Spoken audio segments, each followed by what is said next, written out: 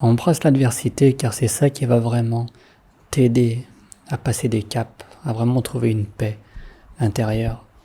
La raison pour ça, c'est que quand tout va bien, qu'il n'y a pas d'adversité, alors on a tendance à aller vers la paresse, à aller vers enchaîner les petits bonheurs, à enchaîner les petites distractions, à toujours passer d'une chose à une autre sans se rendre compte que c'est la tête qui n'arrive pas à s'arrêter une minute, elle est toujours à te diriger vers autre chose.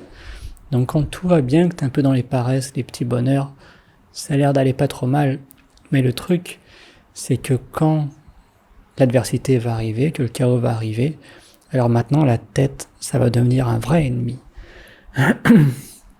Et en fait, elle a toujours été là, c'est le revers de la médaille. C'est juste que maintenant tu la vois pour ce qu'elle est.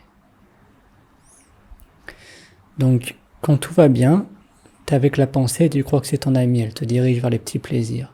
Mais quand ça commence à aller mal, cette même pensée, c'est elle qui commence à te détruire. Donc l'adversité, ça te montre en face à face ce que la pensée est, que la pensée n'est jamais la paix, la pensée est toujours agitation.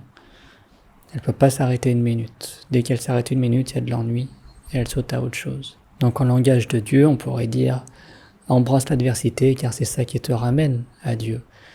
Quand tu es dans l'adversité, tu recherches la paix. Au plus profond de toi, c'est tout ce que tu veux. Tu veux retrouver une paix parce que là, tu es énervé ou t'en as plein la tête, il n'y a rien qui va comme il faut. Tu veux retrouver une paix. Et là, il y a une recherche qui est sincère. Tu veux réellement retrouver une paix. Et ça peut arriver que dans l'adversité. C'est pour ça que maintenant, embrasse ça. Qu'il y ait des choses qui ne se passent pas comme prévu. Embrasse ça. Et après, réalise que toute cette adversité, tout ce chaos, c'est uniquement parce que la tête, elle y réagit, elle résiste. Mais que ton essence, la conscience, la paix, elle a déjà embrassé ça. Peu importe les bruits qu'il y a autour, peu importe les situations qu'il y a autour, elle a déjà embrassé ça. Et réalise que l'adversité, c'est pour tout le monde. Pour quelqu'un qui est toujours à la maison, toujours dans cette routine, le fait qu'il y ait le moindre petit truc qui fasse que ça n'est pas comme d'habitude, il va totalement s'enflammer. Et pour quelqu'un qui a l'habitude d'être dans le chaos et tout ça, il va se dire mais pourquoi tu réagis comme ça? Tu vois, c'est rien du tout. Mais non, faut jamais juger ça, faut jamais juger que quelqu'un il a des petits challenges et quelqu'un des plus grands challenges. C'est tout la même chose. C'est à chaque fois le revers de la médaille, c'est tout la pensée.